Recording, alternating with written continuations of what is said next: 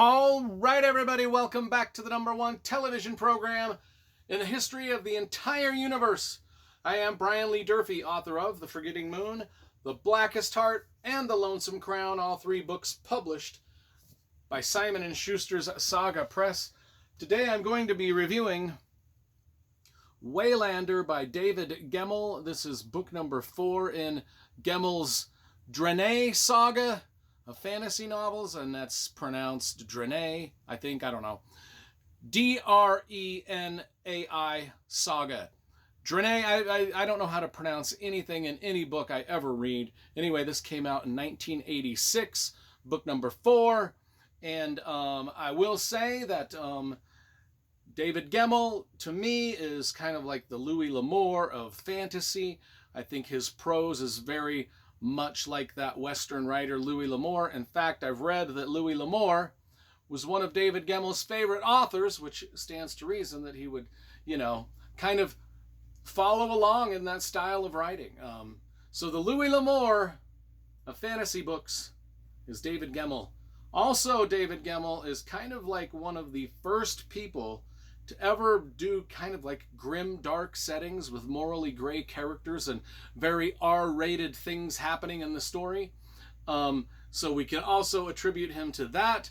Now let's talk about the cover first, because I love graphic design and cover illustration. Most of the David Gemmell books have pretty decent covers. The 80s, 90s, whatever. I love those covers. This is from Mark Harrison, the illustrator. I think it's okay. It's not my favorite thing I've ever seen Mark Harrison do. But I do like the big mountain in the background. I think the characters here are a little stilted with our main guy with his crossbow facing up against some fantasy monsters. But we'll talk about the crossbow in a minute and the main guy.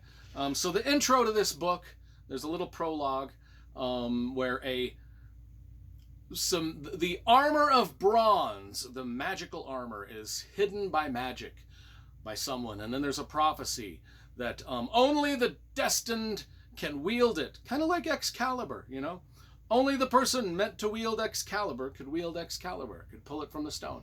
Only I probably shouldn't do that too much more in the video. But anyway, only the armor of bronze can be worn by the person destined to wear it.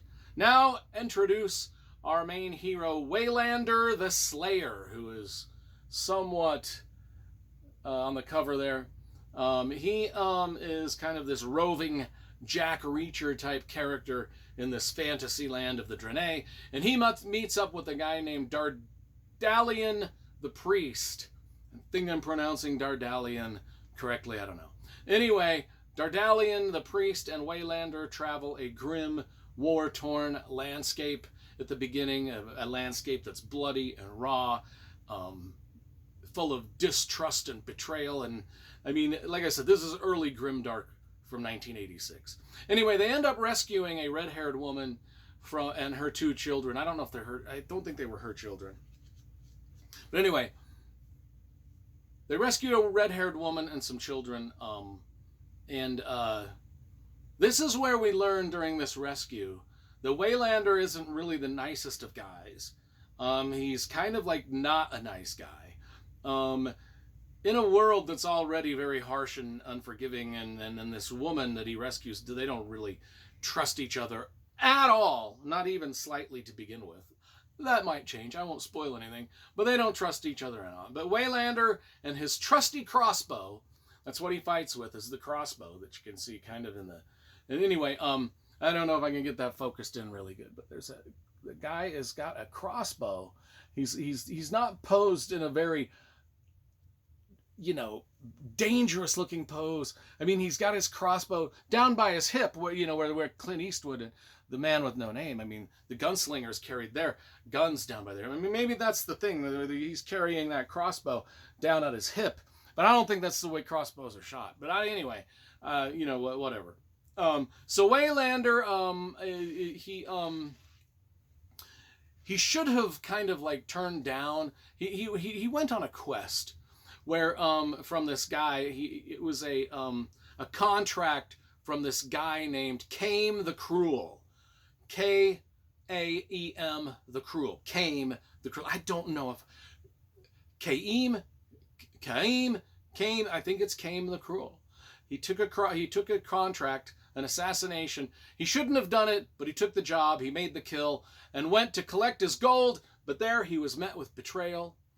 And now the Dark Brotherhood and the Hounds of Chaos, very formidable sounding creatures and groups, they are hunting him. And that's kind of this journey that he's going on. He's being hunted by these people and creatures. He meets up with Dardelian the priest. He rescues the red-haired woman and some children.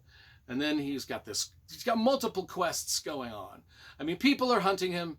He's, Caim the Cruel, that guy's army is killing men, women, children across the land, killing the Draenei soldiers. I mean, the Draenei soldiers are surrendering in their defeat, and the only way to turn the tide is for Waylander to do another quest, and that is to find the lost armor of bronze, dun dun dun, that only can be worn by someone who is destined to wear it through some sort of magical prophecies. And but to get to this lost armor of bronze, Waylander and the crew must travel within the haunted lands, as they're called, haunted lands. And that's the story. I mean, I didn't give any spoilers away. Do they succeed? Does Waylander and the red-haired woman stop hating each other at any point? What about the priest? What's his deal? What about Caim the Cruel and the Brotherhood of Darkness, or the Dark Brotherhood, as it is called? I don't want to misname them. And the Hounds of Chaos. All of these things are happening, and it's just a really good standalone, short little novel within the Draenei universe. I liked it quite a bit. Actually, it's probably one of my favorite Gemmell authors. I was going to say one of my favorite Gemmell authors, but one of my favorite Gemmell books, with maybe my least favorite cover, if that is a thing. But anyway, I would give this a solid 9 out of 10, maybe 9.5 out of 10. It's just a great Conan the Barbarian-esque sort of a fantasy adventure in a dark universe.